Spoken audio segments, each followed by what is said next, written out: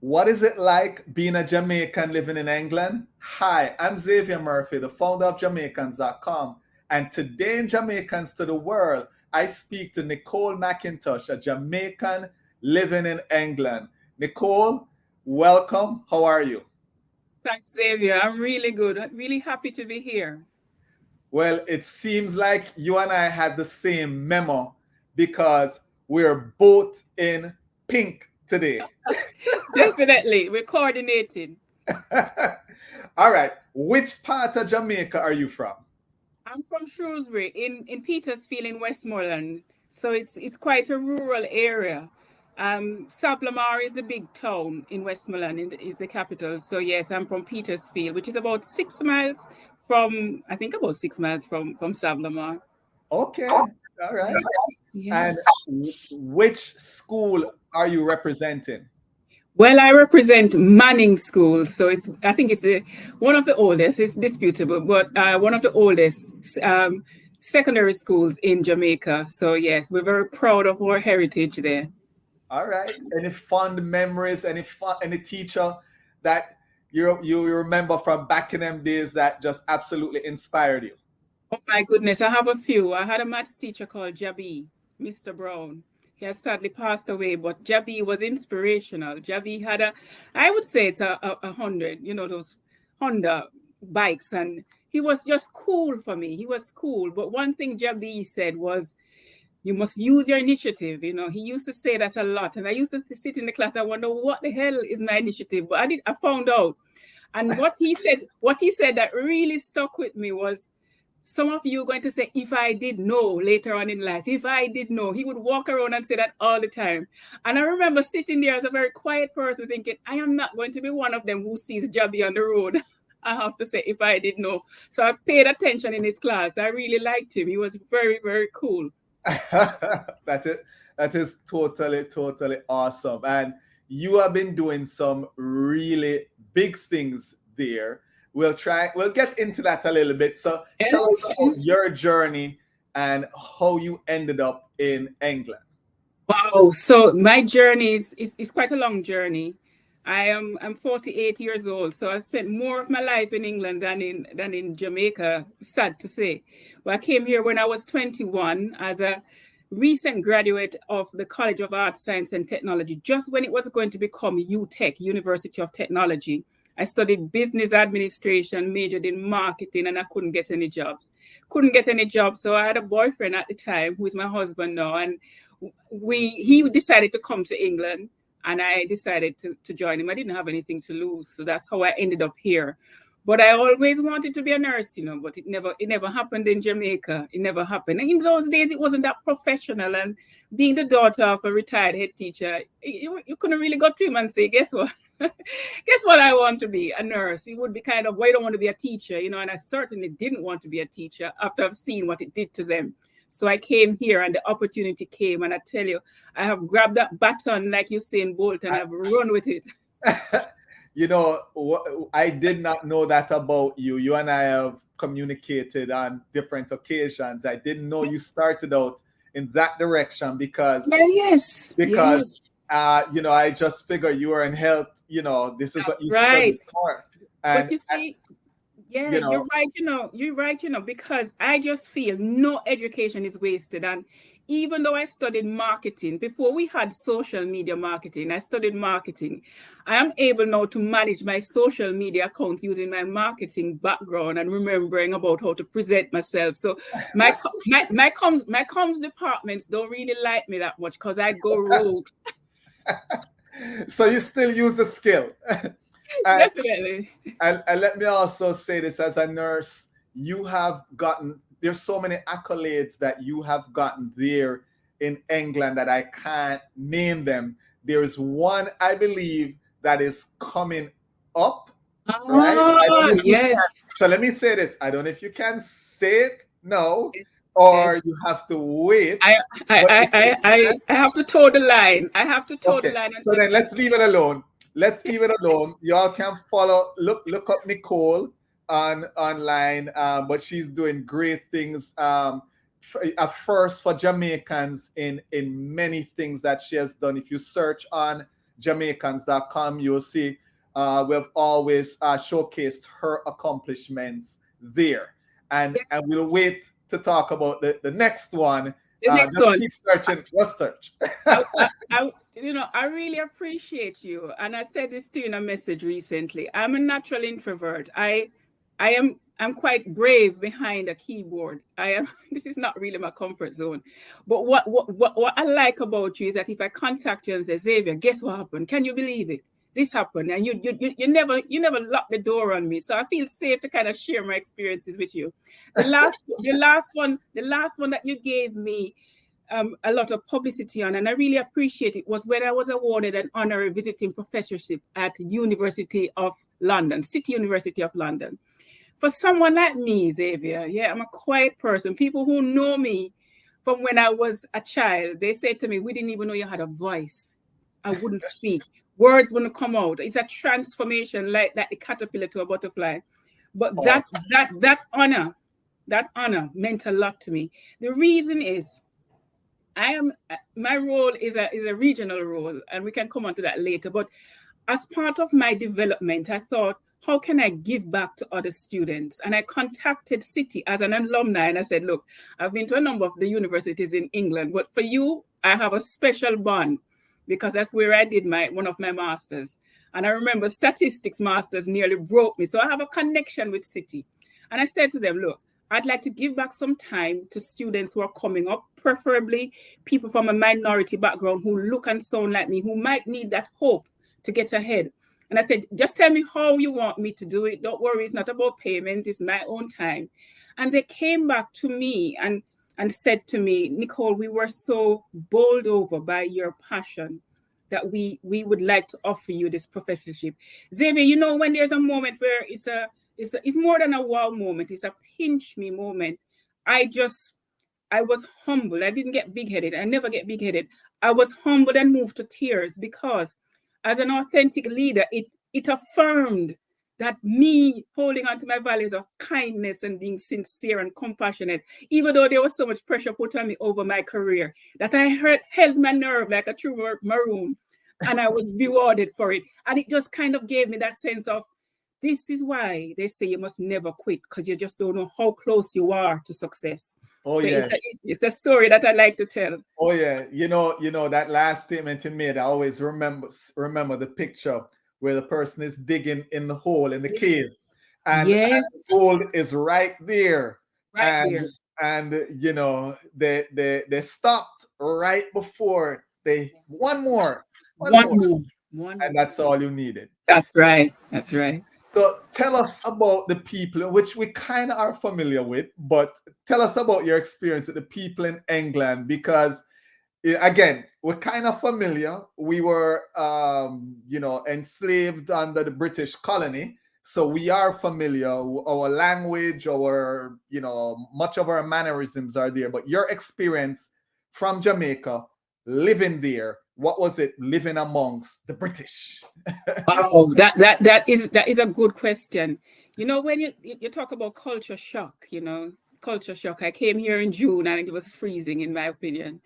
And I just thought, how am I going to cope with the winter? But the people are not like Jamaicans. Yes, it depends on where you are in England. So in London, everybody minds their own business. I think it's more like the big cities in America.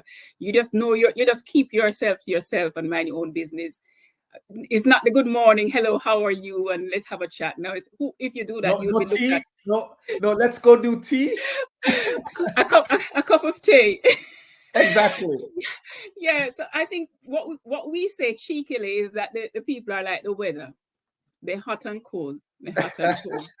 So sometimes you can't read them. But you know what? As you get used to them and they get used to you and you start reaching out and having a circle that is more diverse, you break down walls and you build bridges and they get to know you.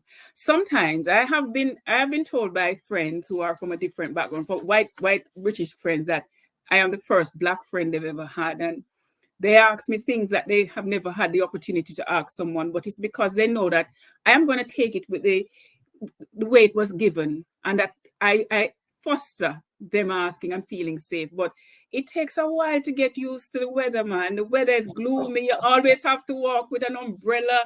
It's no matter how the weather start out nice, you better walk with an umbrella or raincoat because rain is coming. It's just I have visited London a couple times. Still have cousins there and relatives there. And in the summer, it's 3 seasons. oh my goodness. Oh my goodness. The only season the only thing you don't get is snow. And one day, I swear, with climate change sadly going the way it is, I wouldn't be surprised if one day we get 4 seasons in one day over here, including snow. So you have to have that sense of being prepared. And being prepared to be judged as well. So you get judged a lot. You get judged a lot. So I walk into rooms, Xavier, and the color of my skin is what people see. And sometimes because of how I am, I let them think that I can't read, can't write, and let them size me up until I open my mouth and they think, oh my goodness, what have we done? So we've upset the wrong one. So I give people enough rope to hang themselves. But over the years, what I've found is that there is fear. People fear people who don't look like them or don't act like them. They are blatant racists. Yeah, we have to call it out for what it is. They're just not nice people. But there are some people who it's based on fear. And you see them holding their bag a little closer when you walk past. You're thinking, I wouldn't even touch your bag. Why you don't know why you're holding your bag? But it's that kind of thing that you have to navigate. And I could be walking on my way to an executive board meeting, but all they see is a young Black woman who I don't know anything about her. So when they get to know you, they kind of treat you different. And I don't like that. I want them to treat, I honestly, I like when people show me their true colors. Right. Because to me, yeah. So I don't advertise what I do. I am very quiet. If I'm in a group with my friends and people say, so what do you do? I'll say, I'm a nurse. And my friends will say, tell them what kind of nursing. I said, why? Why? So in a sense, how do you think, and again, there is some diversity in terms of people from other countries there, but how are Jamaicans, in a sense, viewed by the native or the British? Well, it's a melting pot. It's a diversity melting pot. So I'm exposed to cultures that I never even knew about, countries that I can't even pronounce.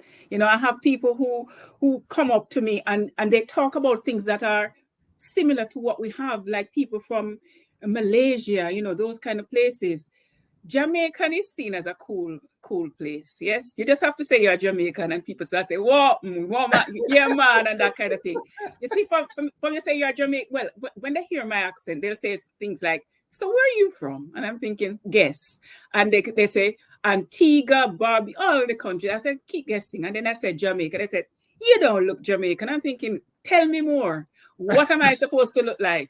But you know what? I just think the place is. It's a melting pot where Jamaican messaging, Jamaican music, Usain Bolt, you just have to go under the lightning bolt post. Usain Bolt, Bob Marley, you know, anything that has to do with the Rastafarian culture, red, green, and gold, they get it. The food, they talk about goat curry. I say, no, curry goat. Not goat curry, because goat curry is Asian. The Asians say, I had some goat curry last night. No, we eat curry goat. So it sounds like the culture, because of all the years and, you know, Windrush and everything, it is kind of intertwined itself very strongly. I mean, I know I go to Brixton Market and I feel like, although Brixton is kind of gentrified right now. It is. You know, I was shocked at, you know, been there a couple times and just so it's changed. But, it sounds like, as you're saying, the culture is recognizable. Oh, yeah. And the food is recognizable. The music is recognizable. And I was surprised to realize that there are so many carnivals in the summer. It's not only everybody was thinking the Notting Hill Carnival is the only one that's there, but I understand there's 2 or 3 more that happens in the summer all over England. Exactly. It is amazing. You have reggae festivals all over the place, 2-day festivals, and people camp out. It's a recognizable brand. It's something that people want to associate with. They feel a sense of being cool in crowd. And yes, just yesterday I was watching Popcorn on a festival, and I saw people who were. I'm wondering if they even understand the lyrics, but they were singing every beat. And I'm thinking, look at Popcorn from St. Thomas to there. You just sometimes they must be thinking, wow. So we have something that we need to nurture and really show that is out of many one people. So that people say to me, so which part of Jamaica are you from? I say I'm a country girl.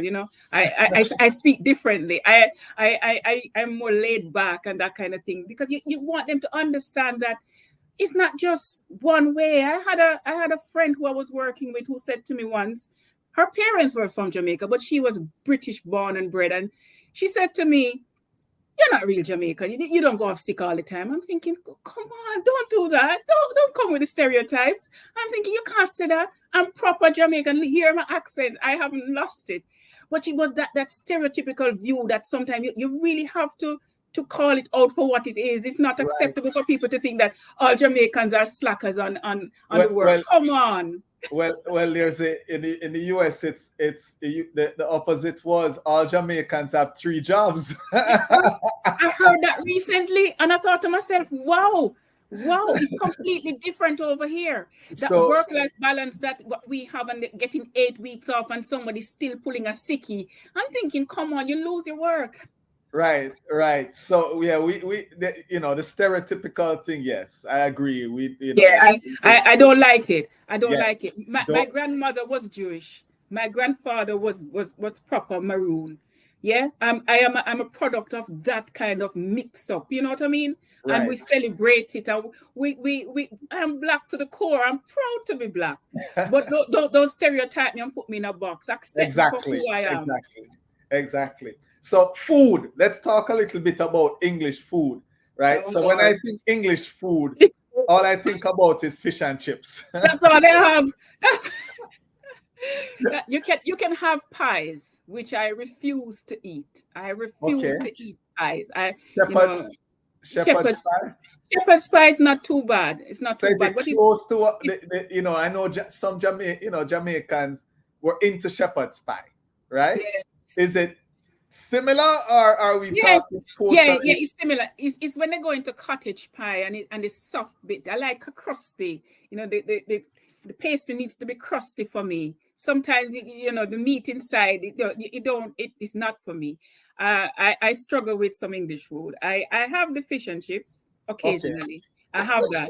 I have that. But So I like more lasagna and that kind of thing, more all right, Italian all kind right, of food. Italian. So where do you get your Jamaican fix, or you may cook it at home, but where do you Yes. go and get your Yes. yam and your green Ah, banana and whatever the case is? And I'm yeah. not too sure. I didn't. Are you in the London area, or are you Yes, outside? yes. I'm in Okay, the so London. you okay then? You I'm in can the find the London stuff. area. Yeah, You can. man. I'm in the London area, and you know what? It's so nice when you go into the supermarkets now. So, like, if I go into Asda near to me or into Tesco, they have a world food section where you have all the Jamaican foods. So you can have, but it's tin foods, so it's not the same. So like tin ackee, tin callaloo, but you can get your yam, you can get those kind of food, and it tastes good, man. It tastes really nice. I have restaurants. I have a lovely restaurant that I go to when I really want my oxtail and rice and peas, which is like heaven to me. Oxtail and rice and peas. If you give me oxtail and rice and peas, trust me, I'm the happiest person. So I have a nice restaurant that I go to and get that one as well. But yeah, Nice. the Jamaican food is here, man. But sometimes it don't taste the same. That's the only Right, thing. right. It ship across the yam. The Oh yam my, take a yes. while to get there, and by the time the yam get there, it's all right. It's not dry and nice. Exactly. So that's why I have to go to Jamaica more to get the authentic stuff. Like, when you get these patties, brown stew patties I got recently, that was nice. I didn't even know they had that. So yeah, I have to start planning my Jamaica trips more. But you have quite a few patty, you know, um, options there. I always say, Jamaicans are there when you have options to say, I get in a patty here, or I get in a patty here, or I get in a That's patty there. right. That's right. Definitely. And it's nice to try different ones as well. It's really nice. All right. So, in terms of culture, again, I always hear, because some of our words, some of our mannerisms, some of our, things that we do are directly from the British. It's easy to assimilate, per se. However, chances are there may be something that you saw culturally that we do different in Jamaica, and you're seeing it being done there in England. You said to yourself, this is kind of different. I never know English people do that. Can you recall anything like that? Wow. One thing I would think of, when you go to the gas station, the petrol station, you, Right. you better come out and get your own gas, because there's nobody there to help you. So that is they don't employ people to do that. You do it yourself. You're pumping your own gas. You're pumping your own gas. You're pumping your own gas. And when I go back to Jamaica, I just find it fascinating that, wow, we've got rid of a whole industry of people, and everybody has to do it themselves. So yeah, none of that for us over here. All right. What would you say cost of living is like? And I'm gonna say in comparison to probably Jamaica, or anywhere. What's it like? I think it's quite high, and we're in a cost of living crisis at the moment, so it's even higher. Inflation is quite high. But you know what? I compared it recently to Jamaica, and Jamaica is equally as high. It depends on where you shop as well, which area you live. So in London, sometimes you can get things a bit cheaper because you have more of it. But sometimes when you go up north, where you are in the more rural areas, like fish and chips might cost a little less than in the big city because of the rent that the people have to pay. But yeah, I think cost of living is sky high, man. People are struggling. It's so bad that people on very low income have to kind of choose between heating and eating, and that is where we're crossing the line in terms of humanity. So the government is doing what they can to give means tested support to make sure that everybody stays healthy. Okay. What do you absolutely love about living in England? I love the opportunity. I love the opportunity to kind of innovate and to do different things and to be accepted. I think sometimes in Jamaica, it's like people see you as a nurse, you can't talk about anything else. It's like you're invited to speak on nursing topics and that to stay online. Over here, I can just turn up and do my poetry, and it's more tolerant and inclusive from what I've seen. I think Jamaica is on a journey towards that, where you don't put people in silos, that you bring your authentic self. But here I can be my authentic self. I think because I'm a little bit quirky as well, and I to be honest, I don't really care if people think that I'm a bit odd, because what is it? It's better to be odd and to stand out than to blend in. But I think if I was to turn up with Minister Tufton at a nursing event and say, guess what I want to do? I want to read a poem. People might look at me a little funny. Listen, I call it the spice of life. Exactly. When you're different, you are the spice of life. Exactly. So if and I think I know what you're gonna say, but what would you say is the thing that you least like about being in England? The weather, definitely the weather. The weather. I have to cheat. I have to. The weather and the lack of my kind of food. I'm someone who has a very funny appetite, so I need to be surrounded by Jamaican smells and that kind of thing to really keep a healthy diet and so on.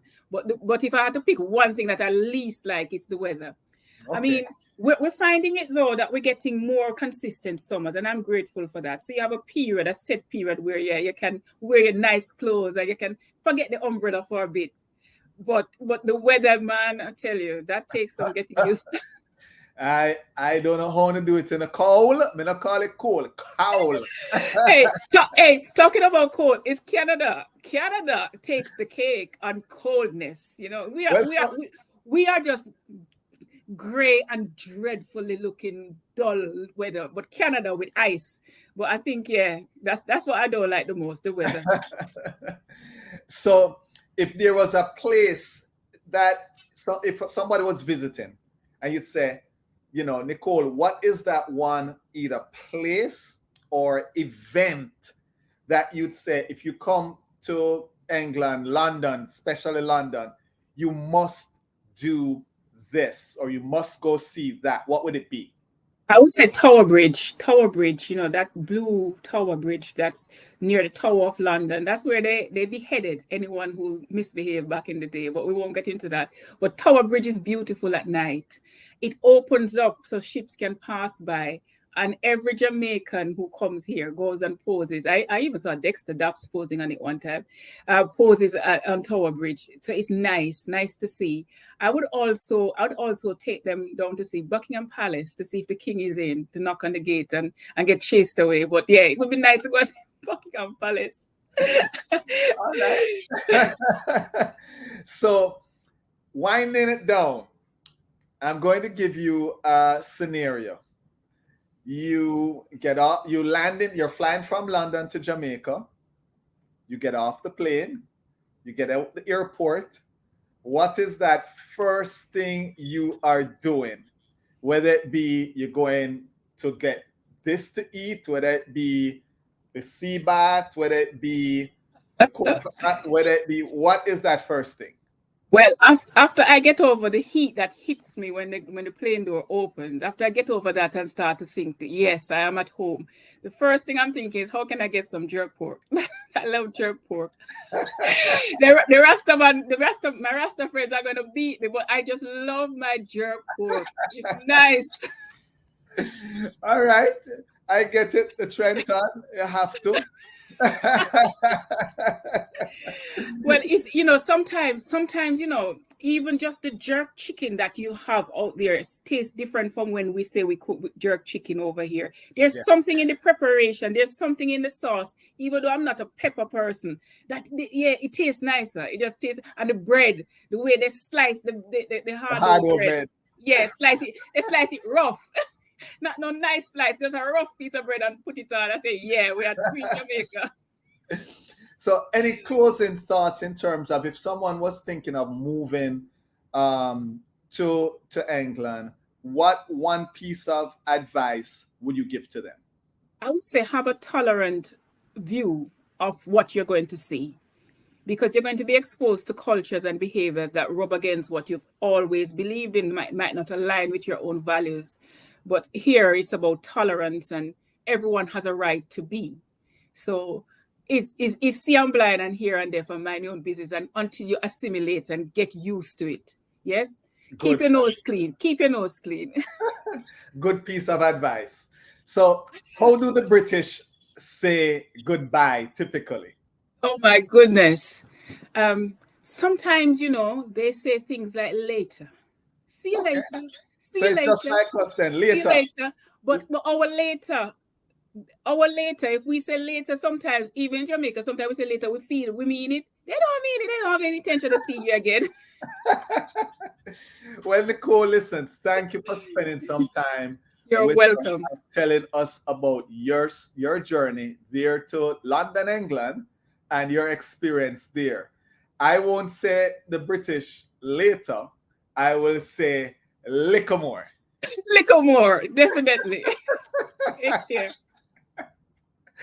Show some love now. Hit that like button, subscribe to our channel, and hit that notification bell. That way you don't miss a video.